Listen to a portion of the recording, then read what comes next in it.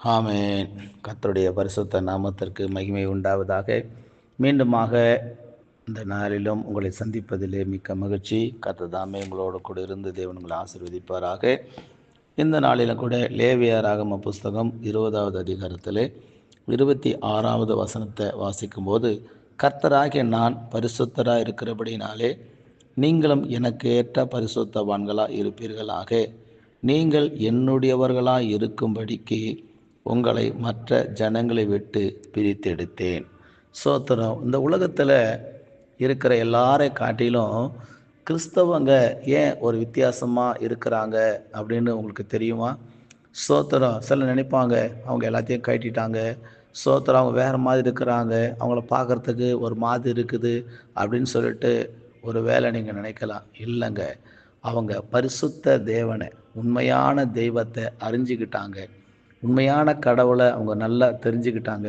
அதனால் இதெல்லாம் வெளி வேஷம், இந்த வெளி வேஷம்லாம் தேவையில்லை, உள்ளான அலங்காரம் போதும் என்று சொல்லி அவங்க கிறிஸ்தவர்கள் ஒரு வேறு பிரிக்கப்பட்ட ஒரு ஜீவியம் என்ன பண்ணி கொண்டிருக்கிறாங்க, செய்து கொண்டிருக்கிறாங்க. பிரியமானவர்களே, இந்த வசனம் சொல்லுது, மற்ற ஜனங்களை விட்டு நான் என்ன பண்ணுறேன், உங்களை பிரித்தெடுத்தேன் என்று சொல்லி ஆண்டவராகிய இயேசு இந்த இடத்துல சொல்லுகிறதை நம்ம சோதரம் பார்க்கிறோம். பிரியமானவர்களே, பரிசுத்தமாக இந்த பூமியில் நாம் வாழ்வதனால் வருகிற ஆசீர்வாதங்கள் நிறைய இருக்கிறது. இந்த பூமியில் நம்மளை படைத்த தெய்வம் பரிசுத்தமானவர். அதனால் நம்ம சோத்திரம், பரிசுத்தமான ஒரு வாழ்க்கை வாழும்போது ஆண்டவர் நம்மளை நிச்சயமாகவே ஆசீர்வதிப்பாராக. நீங்கள் ஸ்தோத்திரம், ஆதியாகம புஸ்தகம் 37வது அதிகாரத்தில் ஸ்தோத்திரம், அங்கே இருக்கிற நீங்கள் 5வது வசனத்தை வாசிப்பீர்கள்னு சொன்னால், யோசேப்பு ஒரு சொப்பனம் கண்டு அதை தன் சகோதரருக்கு அறிவித்தான், அது நிமித்தம் அவனை இன்னும் அதிகமாய் பகைத்தார்கள் என்று சொல்லப்பட்டிருக்கிறது. பிரியமானவர்களே, இந்த யோசேப்பு ஒரு பரிசுத்தமாக சோத்திரம் வாழ்ந்த ஒரு மனிதன். ஏன்னா அண்ணனுடைய சோதரம் தவறுகள் எல்லாவற்றையும் வந்து தகப்பான இடத்துல சொல்லுவாராம். பரிசுத்தமாக வாழக்கூடிய அந்த ஒரு எண்ணம் இருதயம் காணப்பட்டதுனால ஆண்டவராகிய தேவன் தன்னுடைய அண்ணன்மார்களுக்கெல்லாம் வெளிப்பாடு கொடுக்காம இந்த இடத்துல ஸ்தோத்திரம், எதிர்காலத்தை குறித்த ஒரு நல்ல வெளிப்பாட்டை ஆண்டவராகிய தேவன் இந்த யோசேப்புக்கு கொடுத்திருந்தார். பிரியமானவர்களே, நீங்கள் பரிசுத்தமாக வாழ்வதனால என்ன ஆசீர்வாதம் கேட்குறீங்களா? ஆண்டவர் உங்களுக்கு எதிர்கால திட்டத்தை உங்களுக்கு ஆண்டவர் வெளிப்படுத்துவார்.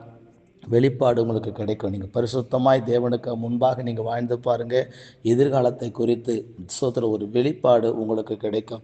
ரெண்டாவது சோத்திரம், ஆதியாகமம் 45ஆம் அதிகாரத்தில் 3-10 வரை நீங்கள் வாசிப்பீர்கள் என்று சொன்னால், சோத்திரம், இதே யோசேப்பு அநேகரை ஆதரிக்கிறவராக சோத்திரம் இருந்தார் என்று சொல்லப்பட்டிருக்கிறது.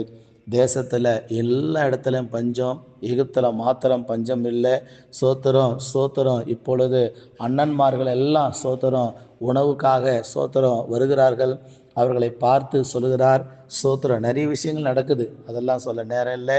சோத்திரம், அவர் சொல்கிறார், 2 வருஷம்தான் பஞ்சம் போயிருக்குது, மீதி இன்னும் 5 வருஷம் இருக்குது, 5 வருஷமும் நான் உங்களையும் உங்கள் குடும்பத்தையும் நான் பராமரிப்பேன் என்று சொல்லி சோத்திரம் அநேகரை போஷிக்கிற, அதாவது ஆதரிக்கிற ஒரு பாத்திரவானாக தேவன் இந்த யோசேப்பை மாற்றி ஆண்டவர் ஆசீர்வதித்தார். பிரியமானவர்களே, நீங்கள் பரிசுத்தமாய் வாழ்ந்தால் அநேகரை போஷிக்கிற பாத்திரமான கர்த்தர் உங்களை உயர்த்துவார்.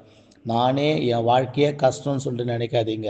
நீங்கள் பரிசுத்தமாக வாழ்ந்து பாருங்கள். நீங்கள் 4 பேருக்கு தானம் தர்மம் பண்ணும்படி பரிசுத்த தெய்வம் இயேசு உங்களை என்ன பண்ணிடுவார், உயர்த்திடுவார், ஆசீர்வதிப்பார், மேன்மைப்படுத்துவார். 3வது வெளிப்படுத்தல் 22ஆம் அதிகாரத்தில் 1-14 வரை சோத்திரம் வாசிப்புன்னு சொன்னால், தேவனுக்கும் மனுஷனுக்கும் நல்ல ஒரு உறவை, ஒரு நல்ல ஒரு ஃபெல்லோஷிப்பை ஆண்டவராகிய கர்த்தர் என்ன செய்கிறாரு, உண்டு பண்ணுகிறார். பரிசுத்தமாக வாழ்வதனால சோதரர் என்ன லாபம்னு சொல்லிட்டு நீங்கள் நினைக்காதீங்க. ஆண்டவராகிய தேவன் உங்களுக்கு எதிர்காலத்தை குறித்த ஒரு தெளிவான வெளிப்பாடு கொடுத்து உங்களை உயர்த்துவதை நீங்கள் சோதரை பார்ப்பீங்க. நீங்கள் அநேகருக்கு கொடுக்குற பாத்திரமானா தேவன் உங்கள் பாத்திரத்தை தேவன் என்ன பண்ணுவார், உயர்த்துவார். மனுஷனுக்கும் தேவனுக்கும் நல்ல ஒரு உறவை அந்த பரிசுத்தம் உண்டு பண்ணும். அதனால் பரிசுத்தமாக வாழுங்க. இயேசு கிறிஸ்துவே சொன்னார், பரிசுத்தம் உள்ளவன் இன்னும் பரிசுத்தமாகட்டும். நீதி செய்கிறவர்கள் இன்னும் நீதி செய்யட்டும், இது நான் சீக்கிரமாக வரப்போகிறேன். யார் யார் என்னென்ன காரியங்கள் செஞ்சுக்கிட்டு இருக்கிறாங்களோ அதற்கு ஏற்ற நியாய தீர்ப்பை நான் என்ன பண்ண போகிறேன், கொடுக்க போகிறேன்னு சொல்லி ஆண்டவராகிய இயேசு கிறிஸ்து சொல்லியிருக்கிறாருங்க. இது சத்தியம், இது உண்மை. அதனால் பரிசுத்தமாக வாழுங்க, உண்மையாக வாழுங்க, பக்தியாக வாழுங்க.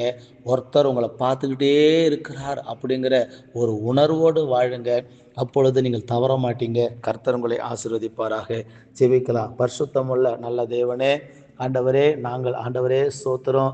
ஆண்டவரே, உம்முடைய பிள்ளைகளாக இருக்கும்படி மற்ற ஜனங்களை விட்டு பிரித்தெடுத்தீர் என்று சொல்லப்பட்டிருக்க ராஜா. பிரித்தெடுக்கப்பட்ட ஒரு வாழ்க்கை ஒவ்வொரு கிறிஸ்தவர்களும் வாழும்படி கர்த்தர் உதவி செய்யும். ஆசீர்வதி. இயேசுவின் நாமத்தில் கேட்கிறோம் பிதாவே. ஆமேன், ஆமேன், ஆமேன். God bless you. கர்த்தர் உங்களோடு இருப்பாராக. ஆமேன்.